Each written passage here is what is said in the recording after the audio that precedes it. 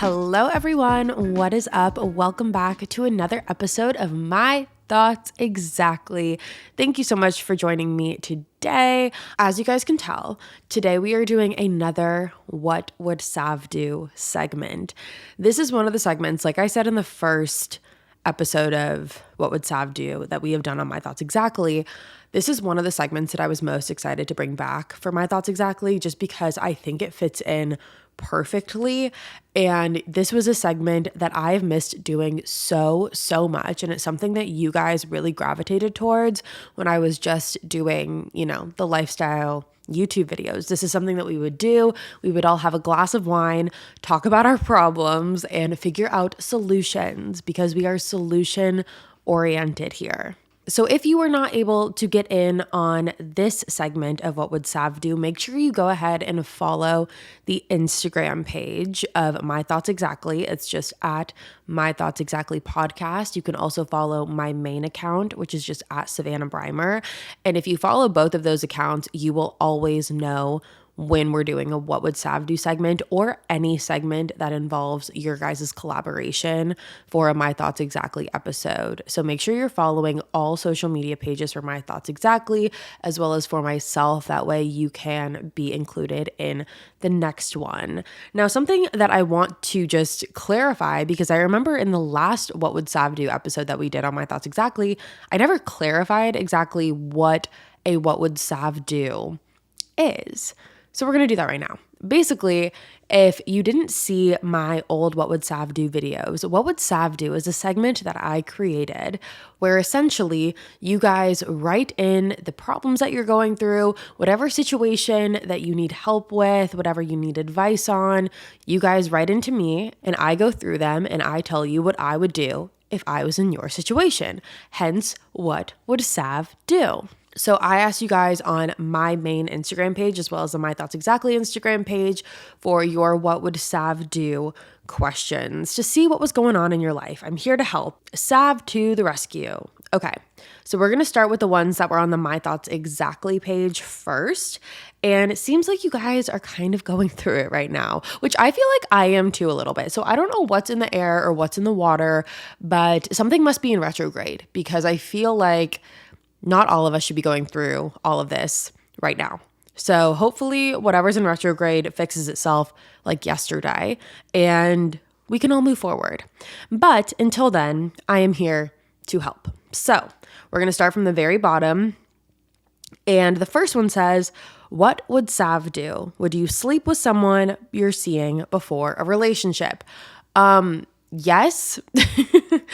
Okay. So I think that this is a multi-layered question. I feel like this is something that gets talked about a lot. And there's a lot of I feel like there's a lot of, what's it called? There's a lot of fluff behind this type of question. Like, oh, well, if I do, then they'll think this. And if I don't, then they'll think that. But if I do, well, they call me. And it's just, you can go on and on forever about it.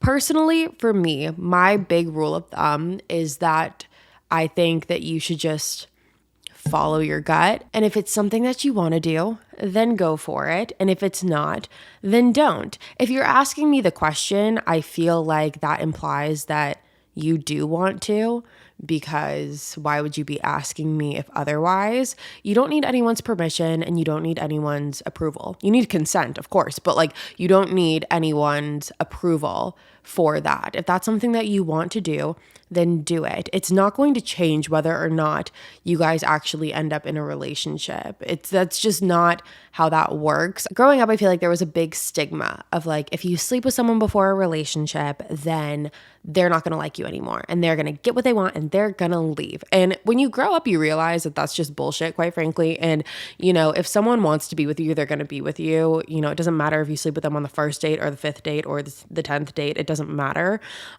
So if you want to do it, then do it. This is not something that, you need approval on or you need, permission for. Again, other than consent. But if you're asking me, yeah, I think why not? That's my personal opinion. What would Sav do if you and your partner are both dealing with mental health struggles at the same time? I feel like for the most part, some people or most people have, their struggles with mental health. And I feel like it's very important when you're in a relationship with someone and you notice that your mental health isn't in the best spot, or you notice that, you're not feeling your best, or, the thoughts are coming in, the intrusive thoughts, and, all of that is kicking in. I think the one thing that I can advise that I think is really, really important is to communicate those feelings to your significant other. The person that you're with is supposed to support you and is supposed to be there for you and is supposed to be your rock. And that doesn't mean that they don't have their own struggles and mental health issues as well. It's not, two things can exist at the same time. I think what's really important is to communicate when you're feeling that way and being there for each other the best that you can. And maybe having a conversation about it and say, listen, I know I'm really struggling mentally right now.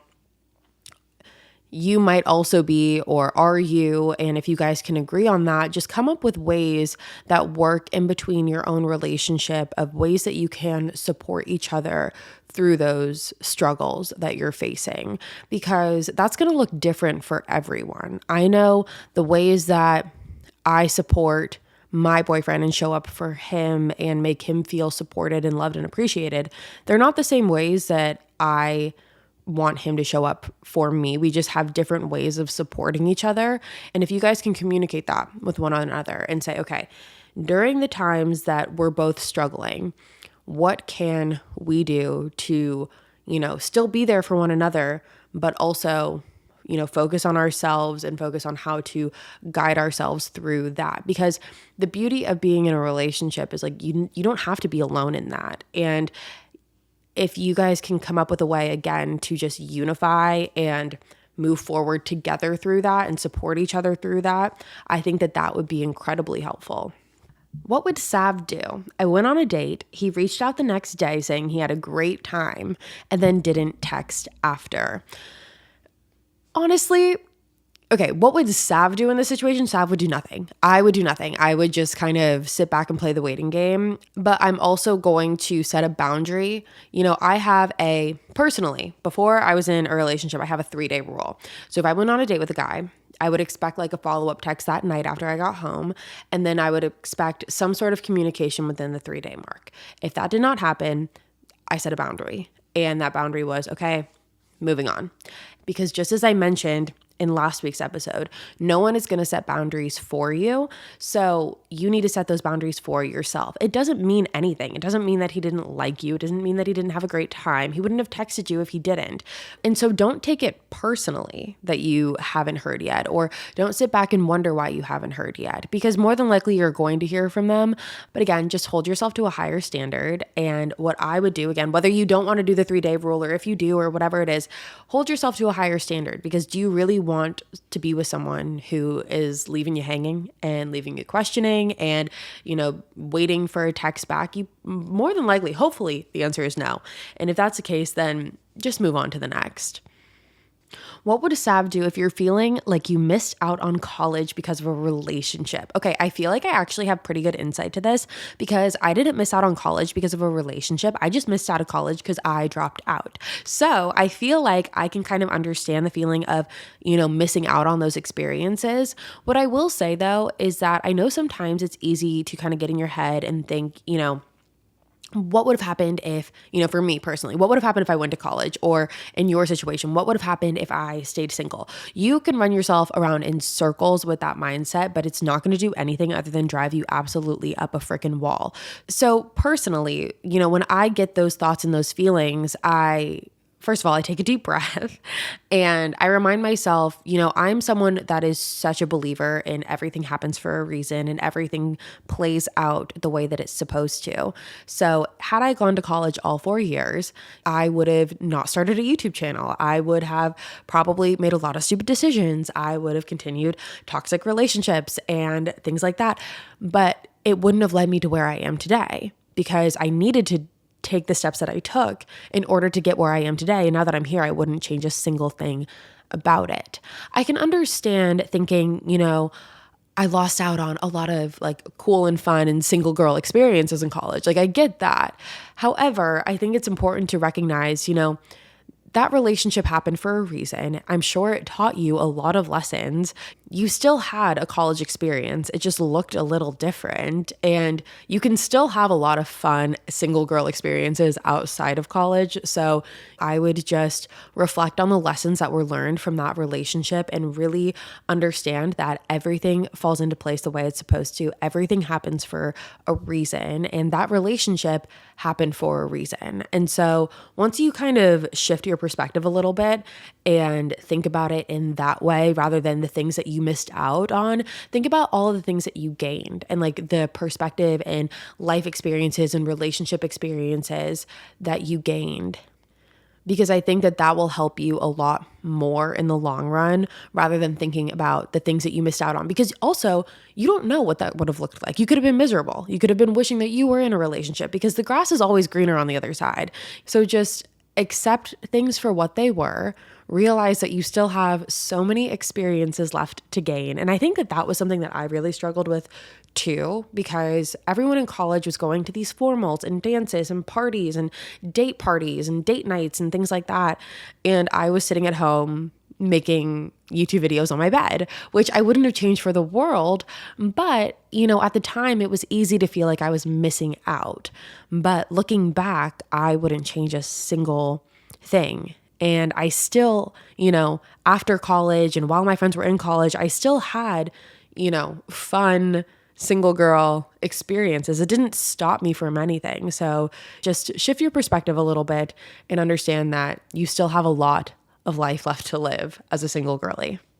Currently living in California, but considering moving to Nashville. A little scared to move though. What would Sav do? Okay. Wow. It's almost like you're living my life because if you don't know, I lived in San Diego for like 10 years minus one when I came to college for a year. And then I moved to Nashville where I am living now.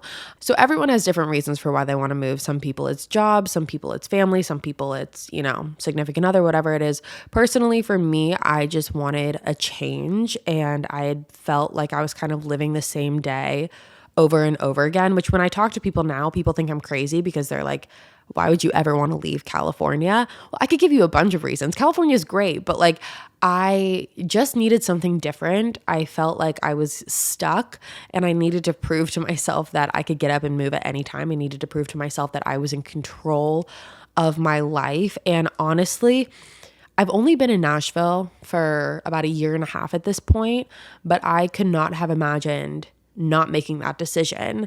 And it's a scary decision for sure, because I feel like any major move like that is going to come with its own obstacles and challenges and doubts.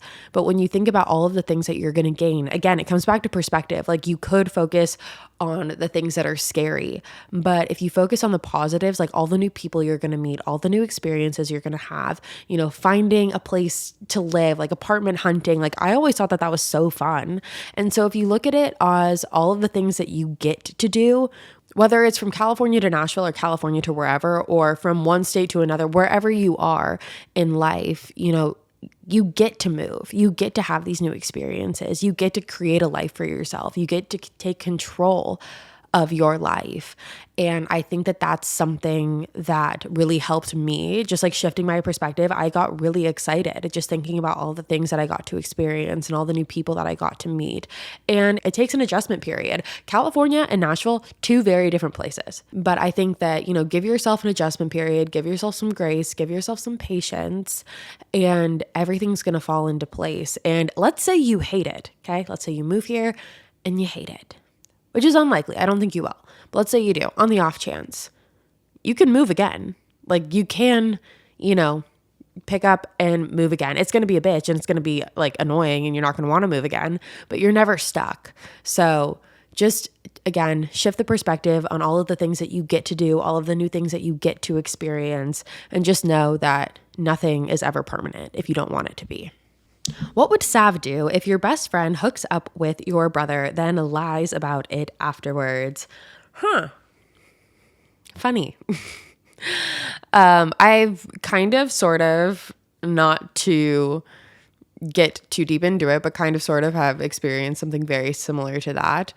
And what I've learned in that experience is if someone is going to lie to you, especially like a best friend, your best friend doesn't lie to you. That's just point blank, period. Your best friend doesn't lie to you. Everyone makes mistakes. And if you're willing to own up to that mistake, I think that that's a lot different. So I feel like if your best friend hooked up with your brother and she came to you and she's like, girl, I am so sorry that this happened, but like, I just need to tell you. Or maybe I'm not sorry, but like this happened and I need to tell you. Rather than lying to you about it, the lying is what makes it bad. So, well, first of all, I would make sure that I have like concrete evidence and proof that like that happened and that she is lying when she says no, that didn't happen. But if you do know for a fact that, you know, she is lying, then I would just sit down with her and be like, listen, I value our friendship way more than what this is. But on the same note, I can't in good conscience continue our friendship if I know that you're lying to me about this. And I think it's important to ask yourself whether or not you're going to be able to move past the hooking up with your brother thing. If you can, then I would just focus on the lying. If you can't, then I wouldn't even have the conversation altogether because there's really no point if you're not going to be able to move past it, which is totally fine. But if you're not going to be able to move past that fact, then I don't think that there's any real purpose in having the conversation. The only way that I would have the conversation is if, for me personally, I was able to move past what had happened, but am not fully able to move past the lying. And I'm kind of giving them one last chance to just own up to it. And I would explain it in a very calm way. I would explain it in a very, you know, point blank, matter of fact way of just, you know, I'm not mad that you did it. I don't really care, but I do care that you're lying. And I don't want to move forward in this friendship until, you know, we just lay it all out there and just have a conversation about it. What would Sav do? My ex came back after dumping me over Snapchat almost 2 months ago. Listen, I'm not surprised. They always come back. I've been saying this for years now, you guys. They always come back. They do. I'm trying to think about my previous like lineup and roster and exes and all of that. They always come back. So this is not surprising. It's just a matter of when. Some choose 2 days, some choose 2 weeks, 2 months, 2 years. It doesn't matter, but they always do. So you didn't really ask, you know, any question after that, but just so I can give my 2 cents because I feel like we're at that level. I would not entertain it. I know it's like exciting and it's adrenaline rush, you know. It's not worth your time and it's not worth your energy. It's not worth any of it, because if someone is willing to break up with you over Snapchat, like if someone's going to break up with you over Snapchat, like repeat that to yourself a couple times over. They don't deserve the time of day. They really don't. So what I would do is nothing. I would not entertain it. I would just take it as like kind of like a notch on your belt pride wise and be like, yeah, he came back, like, and move on. What would Sav do? I think my boyfriend is depressed. How would you approach him? I want to help, but I don't know how. Well, first off, I think that it's really important to remember that if that is the case, then this is something a lot bigger than what you personally can handle. But if I were you, what I would do is I would sit down and have a conversation and just be like, listen, I love you and I support you no matter what, and I want to be there for you no matter what. And then I would bring up what it is that makes you think that he's depressed or acting in that way. And I would, after that, just say, what can we do to help you? Like, what would in a perfect world that look like for you? Would it be going and talking to someone? Would it be picking up a new hobby? Would it be, you know, us having like weekly check-ins with each other? Would it be, you know, there's so many different ways that you can go about it, but I do think it's really important to remember that this is something that's way bigger than what you alone can handle. That doesn't mean you can't help, and that doesn't mean you can't be there and support him. And I only say that because I know that if you're anything like me and you're a fixer, you always want to like fix the problem and you want to get to the root of it and you want to like help them and be, you know, that sole person and sole support system. But it's so much bigger than that when that's the case of, you know, depression and anxiety and things like that. But at the same time, when you're in a relationship with someone, you want to be there for them. You want to support them. You want to help, you know, walk them through or walk with them through whatever they're struggling with. And I think it's also important to remind yourself that you can't care more than they do in this situation. So let's say they don't want to get help, or they think, no, I'm fine. I don't think that I'm depressed, or, I don't feel that way, or I don't feel the same way that you do. That's a journey that they're going to have to go on their own. But if they are willing to accept help in whatever facet that may look like, whether that is talking to someone, or whether that is, just picking up a new hobby, or talking to you every once in a while, or, fixing up something that's different in the daily routine just to kind of get out of the norm and, get out of the mundane everyday life things, there's little ways to help. But again, they have to be the one who wants to change and wants to better themselves. But what would Sav do in the situation? Like I said, I would sit down and have a conversation and ask, what's going on? This is what I'm noticing. Come from a very loving place, a very supporting place, and just a place of no judgment. Because if you put yourself in that situation, put yourself in those shoes, all you want is someone to be there and be supportive of you. That's it. What would Sav do if you worked with the awful, bless your heart kind of woman and she just became your boss? Okay, if you don't know what like the bless your heart kind of woman is, like honestly, you're lucky because I get it. I get where you're coming from. This is unfortunate because there really isn't much that you can do other than just like put a smile on your freaking face and just like get through the day, however that looks like whatever it takes for you to get through the day. That's what you're going to have to do, because if she's your boss, like there really isn't much that you can do at that point. Like, honestly, like, I don't know what I would do. Like, what would Sav do? I don't know. But I think that what I would have to do, and I would just come to terms with, is the fact that, you know what? She's my boss. She drives me up a freaking wall. She drives me nuts. But I just have to kind of like smile through the pain and just know that the day comes to an end at some point. And if she is like a bad worker or a bad boss or a bad manager or whatever it is, she'll get hers in the end. Karma is real. It is very, very real, and it is a bitch. So if she is one, it'll come back to bite her. So smile through the pain. What do you do when your friend keeps talking to you about a guy that you used to like, but now she likes him and it's kind of bringing back feelings, but you want to be happy for her? Okay, so I mentioned a lot of times how two things can exist at the same time. I'm like, oh, well, this is true and this is true, and two things can exist at the same time. This is a situation where two things cannot exist at the same time, because there is not a world that exists where you can be happy for your friend who is talking to a guy that you used to really like, and you can also be happy for her. And what's funny, because what would Sav do? I have been in this exact situation. What happened to the friendship? It broke up. We were not friends through that. However, now we're friends. We're really good friends now. So, things come full circle, and it took a couple years, but we are really good friends now. But anyways, I would just, have a conversation with yourself first. And I would ask yourself if it's possible, if you think that you could possibly support your friend through talking to this guy. Because you don't have to be the biggest cheerleader. You don't have to be the biggest fan. You don't have to be like, oh my God, I'm so happy for you two, because that's probably a lie. Like, you don't have to do anything. You don't have to do any of that. However, if the answer is no, then you need to have a conversation with your friend, and you need to say, listen, I want you to be happy, but I'm really struggling because obviously, as you know, which by the way, this kind of breaks girl code. So this is kind of like weird on her part too, unless she didn't know. But if she does know, then that's kind of weird. But I would just express to her, like, listen, I'm trying to be really happy for you, but I'm going to be honest, it's really hard whenever I hear you talk about Justin, because it just brings back feelings of when I used to talk to Justin, and it's just not really working for me.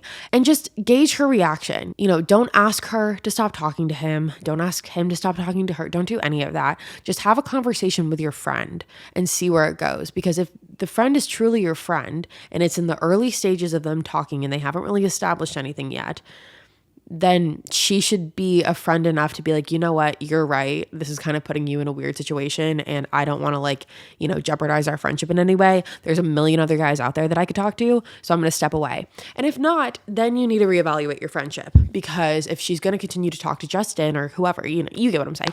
If she's going to continue to talk to Justin, then you're going to have to decide if you can handle it or if you can't and you need to distance yourself from the friendship, which sucks. But at the same time, do you want to be mentally tortured about her talking about Justin all the time? Because I personally wouldn't.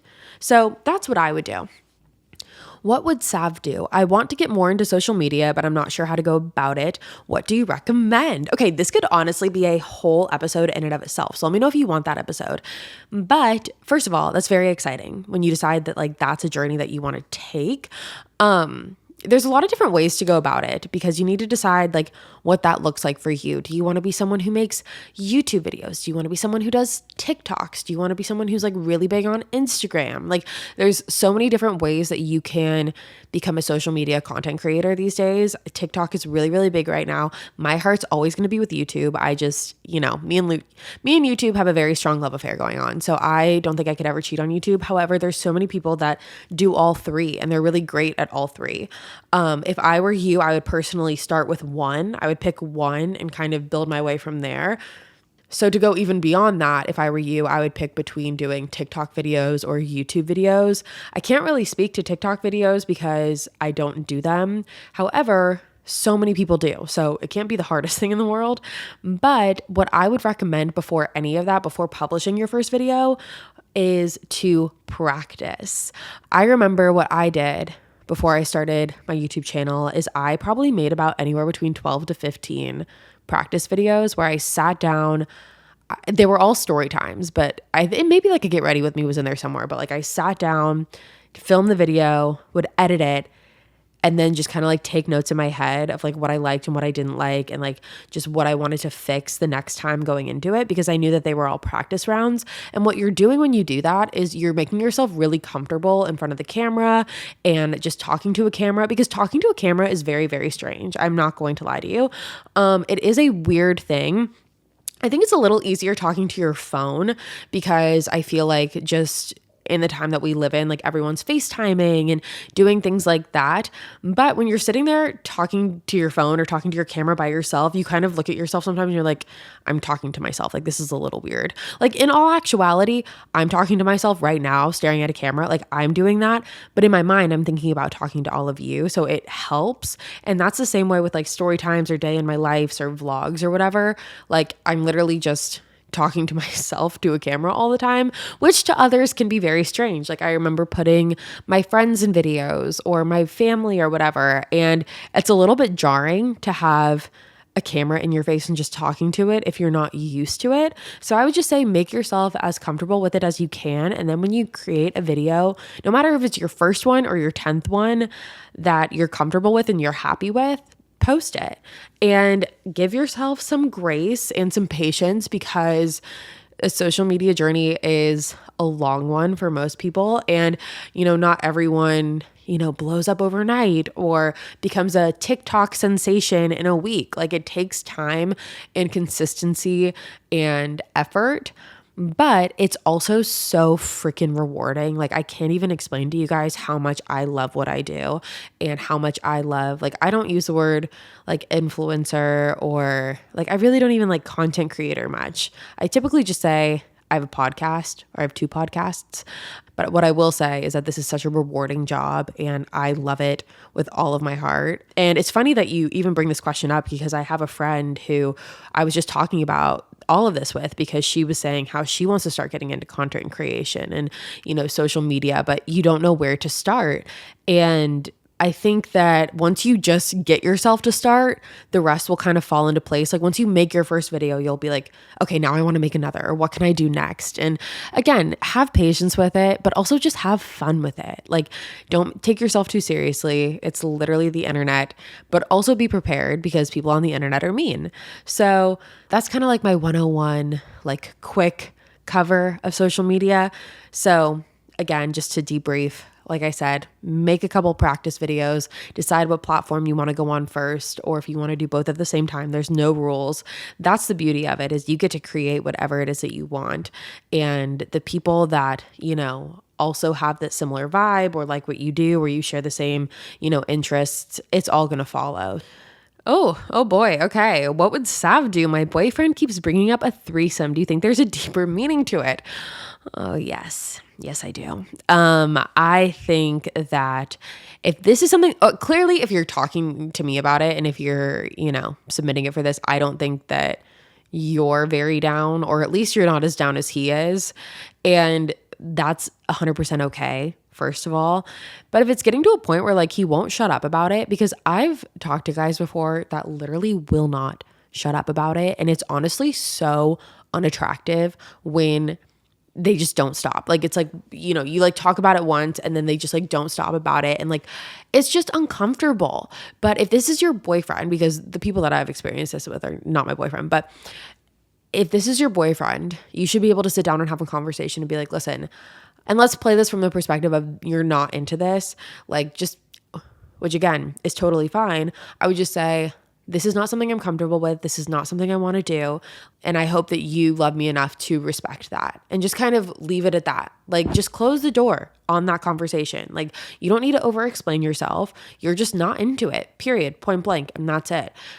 And then based off of how he responds to that, I would assess whether or not it was something to be worried about. Because if he then still doesn't let it go, then yeah, I would think that at that point, maybe another conversation has to be had about why are you so infatuated with having a fucking threesome? Because that's an exhausting conversation to have. And it's an annoying one. What would you do if the guy you like is almost keeping you a secret from everyone else? Been there. Okay. Now, this is a really hard thing because, there's different levels to this. You have to ask yourself, how is he keeping you a secret? Is he like, is he not posting you? Is he not telling his friends about you? Is he not talking to his family about you? Like, what is it that he's doing that keeps you a secret? There's a line in the Taylor Swift All Too Well version, and it said, "You kept me like a secret, but I kept you like an oath." And I remember the first time hearing that line, I almost literally fell to the ground, because that described perfectly everything that I felt in the times that I had experienced that same thing about being like a secret from other people. And I think the bottom line is that you need to value yourself more than being a secret. Like, you need to have a higher self-worth and understand that you deserve to be with someone who's not going to just, keep you to the side, or, not going to tell people about you. You should be with someone who's literally cannot wait to tell his friends about you. And all he wants to do is talk about you and is not afraid or ashamed or anything like that. Like, you should be with someone who wants to literally, I know it sounds so fucking corny, but it's like, you should be with someone who like wants to scream your name from the fucking rooftops. Like, that's what we're aiming for here. And if someone's not doing that, then they're just not valuing you enough. And if this is someone that you truly like, then I think that it warrants a conversation, because I think that you should tell them like, listen, I like you and like I want to see where this is going and I want to move forward. But at the same time, I do feel like you're keeping me a secret and I don't really understand why. And the reason I'm even entertaining that idea is because you said you liked him. If you are just like talking to this guy casually and it's like not really a big deal, I would keep him a secret too. You want to be a secret? Then he can be a secret. And that's probably not very good advice. And, he doesn't really lose anything out of that bet. But, if it really means enough to you, and if he means enough to you, then I would have the conversation. Otherwise, I would like kind of kick him to the curb. Just because that's really not going to get better. Like, that's not one of those things that like gets better over time. I feel like that's one of those things where it either like starts out strong or it doesn't. Again, when you're first talking to someone, it does take time for that to progress. But like, if you're hitting like the, 3-month mark and you still feel like a secret, I feel like that's not great. I told you guys about the situationship that I had in the He's Just Not That Into You episode. I was a secret. Biggest secret. I felt like the biggest kept secret of all time. And it was so weird. I was like, I literally feel like, like you are living a separate life than the person that like I know. Like, he felt like a different person to me than what I was like seeing on his Instagram and like seeing online and things like that. And it was such a mind fuck. And I just think that what that situation taught me was a lot of things, but one being that I think it's really important to just value yourself higher and to, again, set boundaries for yourself and for how you want people to treat you, because that's not something that's going to change. Like if he's doing this now, that's really, like I said, it's not something that's going to get better. So I would just set the boundary now. And if he can respect the boundary, great. And if he can't, he wasn't even worth it to begin with. What would Sav do? How do you make time for yourself? Or do you have any self-care tips? So making time for yourself is something that you have to set a designated time for sometimes. Put it into your routine, put it into your schedule, even if it's 10 minutes of just doing your skincare, or 10 minutes of meditation, or 10 minutes of, journaling, 10 minutes of going on a walk, or sitting with a cup of coffee or tea or wine or whatever it is, and just sitting there and reflecting. Like mark it in to your calendar, mark it into your schedule, because it's hard. We all live such busy, fast-paced lives, and it's hard to remember to take time for yourself, because a lot of times it feels like a chore. Like you get to the point of when you're supposed to do it and you're so tired and you're like, oh my God, I would just so much rather go to sleep than do my masks and my skincare, or then, journal my thoughts, or, if I meditate, I'm going to fall asleep, or whatever it is. But you have to think about the long-term effect and the long-term goal. You're going to feel so much better after doing a consecutive, week of skincare, or you're going to feel so much better after, your 10-minute walk. You're going to feel more refreshed. You're going to feel, more grounded. You're going to just feel better. So while it might be, easier in the moment to dismiss that and just be like, fuck it, like I'm just going to go to bed, or I'm just going to sit in my room and I'm going to watch TV like I do every night, like make the conscious effort to prioritize yourself. And honestly, you guys, when you do that, that's going to help a lot when it comes to like self-worth and valuing yourself and boundaries and things like that. It's all connected, because when you are taking care of yourself and when you're putting yourself first and when you're valuing yourself like that, you're subconsciously going to kind of teach people how to treat you, because over time, you're going to realize like how much effort you're putting into yourself. You're going to, over time, love yourself so much more. It's all a process. So again, what I would do is consciously carve out time that you're dedicating to yourself in that moment for those, even if it's 10 minutes, 30 minutes, an hour, whatever you can do, and make it routine. It takes 21 days to form a habit. Do it for 21 days. You'll be good. My boyfriend keeps searching his ex on Instagram. It makes me feel like he's obsessed. Help. Okay. We don't like that. We really, really don't. I would have a conversation with him and be like, why are you searching her all the time? Which, first of all, how do you know that he's searching her all the time? Is it just that you saw her pop up in like his search history window once, or is it more than once? I would have a conversation about it. And if this is your boyfriend, I'd be like, why are you looking at your ex-girlfriend so much? Like, that's weird behavior. That's very, very strange. I honestly would probably break up with him or be on the verge of breaking up with him unless he had like some amazing excuse. But that's really weird. That's really weird behavior. And I'm trying to justify it in my head with something and I can't think about it. And you guys know me. I would try and justify it if I could. But I can't. So this might be the one time I say you might need to break up with him. But I would have a conversation. Because there's really no reason for him to keep looking at her. Like, it's strange. The only person that he should be continuing to look up on his Instagram is you, to admire your beauty in your pictures, not his ex-girlfriend. No, that's bad behavior. Bad, bad, bad. I would have a conversation with him. All right, you guys, that is the end of today's episode. Thank you so much for tuning in to another episode of My Thoughts Exactly. What would Sav do? If you're new here, hi, my name is Savannah. Make sure you subscribe and join the family. We post every Thursday on YouTube as well as all podcast platforms for the My Thoughts Exactly podcast. So it's My Thoughts Exactly Thursdays. I'll be back next week with a brand new episode for you guys, and I hope to see you there. Bye, guys.